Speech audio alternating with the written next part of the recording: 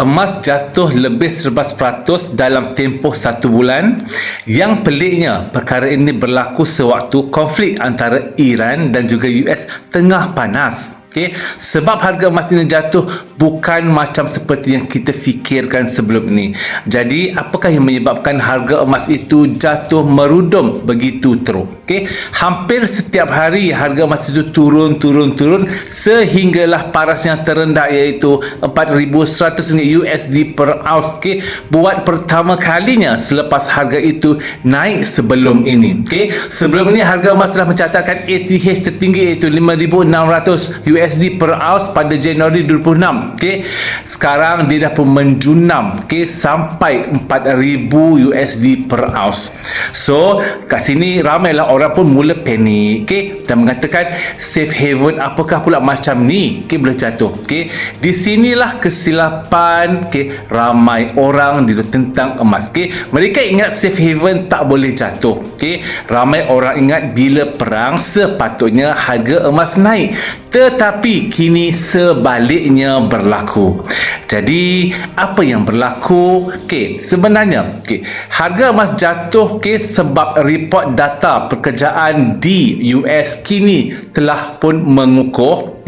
Jadi, bila ekonomi US kuat, market menjangka Federal Reserve akan menaikkan interest rate. Sekarang market dah pun buat prediction. Kemungkinan Fed akan naikkan interest rate sebanyak 70% pada Disember 2026. Bila berlakunya kenaikan interest rate, USD akan menjadi kuat dan juga yield pun akan naik sekali. So, ketiga-tiga perkara ini adalah musuh ketat bagi emas. Sebab emas seperti yang kita tahu, dia tidak menghasilkan dividen ataupun pulangan. Dalam masa yang sama, perang Iran-US juga meningkatkan harga emas. Bila harga minyak, bila harga minyak naik, inflasi pun turut meningkat.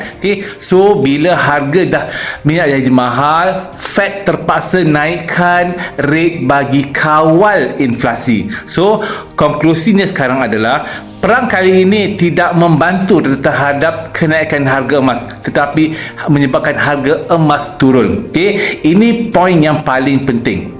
Safe haven asset tidak bermaksud tak boleh jatuh. Itu salah. Maksud sebenar safe haven asset adalah simpanan itu masih lagi bernilai untuk jangka masa panjang. Buktinya kita dah tengok sejarah emas ya. Emas ni dari zaman dulu dah memang ada nilai. Tapi untuk setahun lepas ini sahaja emas dah naik pun hampir 25% berbanding tahun-tahun sebelumnya. Bila kita zoom out balik, harga emas masih lagi bernilai dan juga relevan. Cuma orang yang baru bermula simpan akan sedikit terasa dan terjejas. So, bila kita lihat juga bank-bank pusat dunia pun masih lagi memborong emas yang begitu banyak. Sebanyak 244 tan emas dalam suku tahun pertama ini. Malah Morgan juga pun masih lagi meramalkan bahawa harga emas boleh mencecah paras 5,200 per ounce USD menjelang separuh tahun kedua 2026. Jadi tuan-puan jangan risau, harga emas naik turun dengan masa pendek itu adalah normal, especially waktu kucak-kacir yang tak stable macam sekarang. So, bagi yang mereka penyimpan emas yang betul-betul faham tentang emas, mereka tidak panik bila mereka lihat skrin sentiasa merah. So pengajaran daripada ni adalah kalau nak simpan emas, jangan main timing. Tak perlu pun. Lebih baik konsisten dan buat saja DCA. Beli sikit-sikit secara berkala.